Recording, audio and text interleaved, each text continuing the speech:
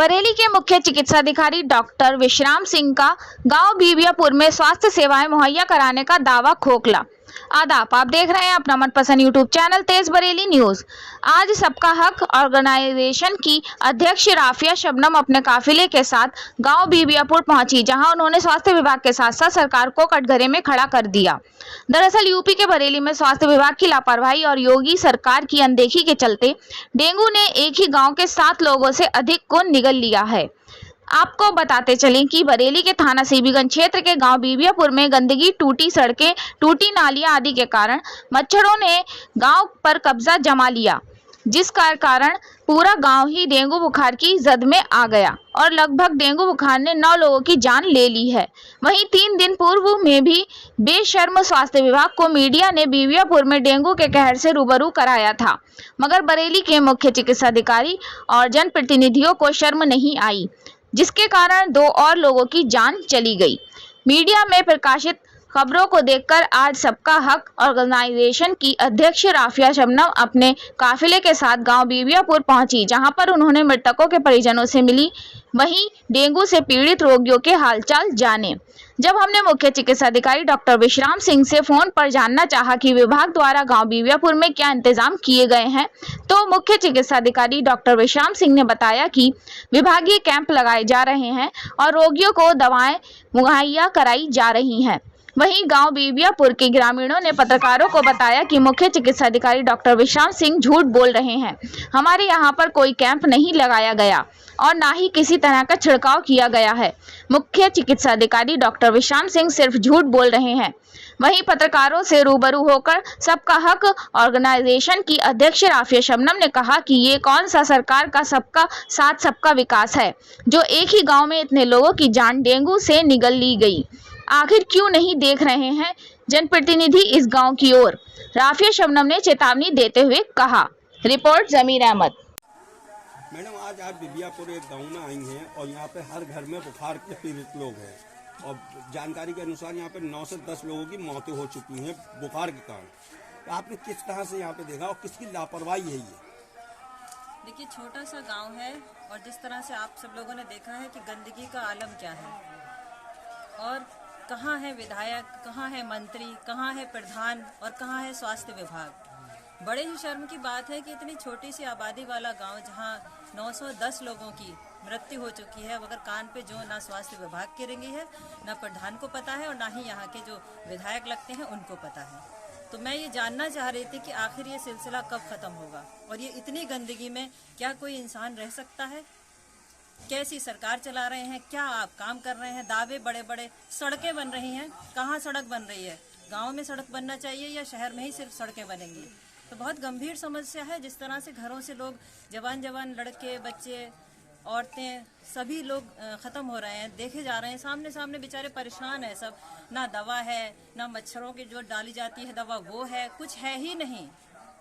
जिस तरह से नारा है सरकार का सबका साथ सबका विकास, तो ये क्या साथ में नजर आ रहा है कि एक गांव को छेद दिया गया? मुस्लिम आबादी है, ये सब जानते हैं, मुस्लिम आबादी है।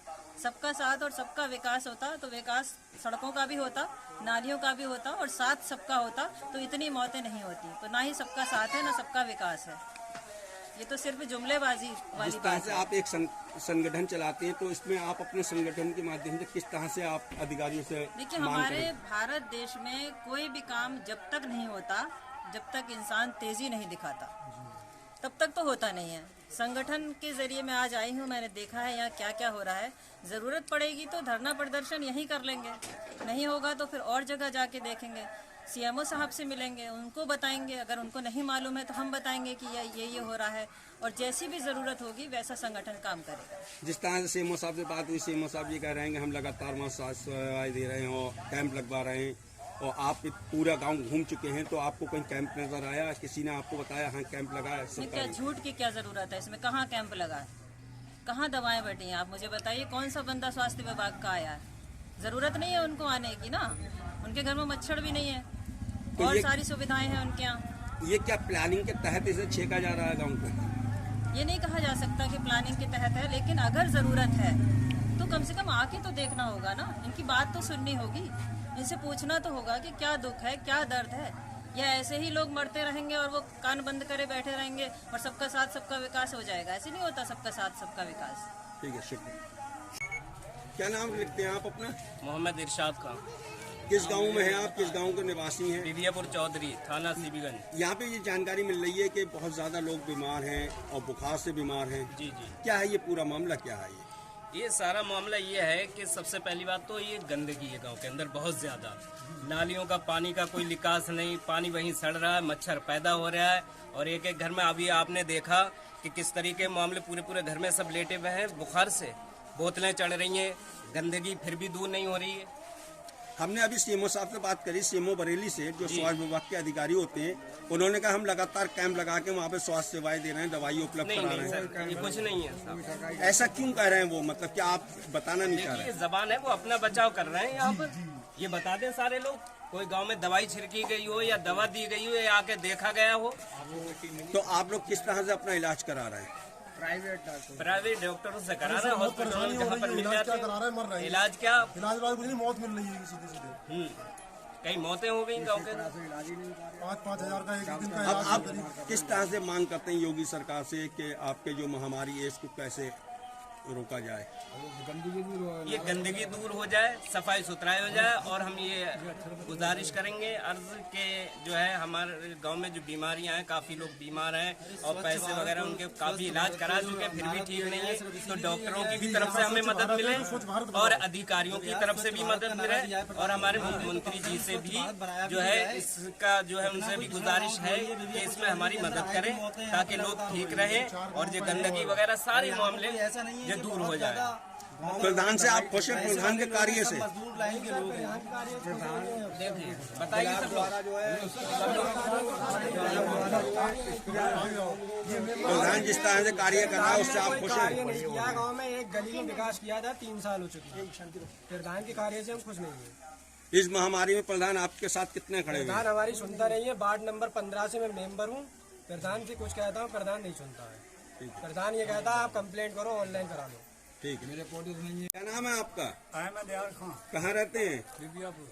क्या मामला है? ये सब बुखार सब लोगों को है पूरे गांव में, क्या है ये पूरा मामला? ये तो समझ में आ रही क्या मामला है।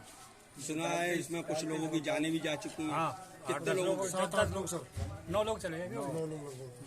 9 लोगों की मौत हो गई है। किसी तरह के सरकारी आपको कोई सुविधाएं मिली है, दवा वगैरह कुछ मिली है? जैसे गंदगी जो होती है उस पर छिड़काव हो जाता है दवाइयों का। अधिकारी तो कह रहे हैं हम लगातार छिड़काव करा रहे हैं।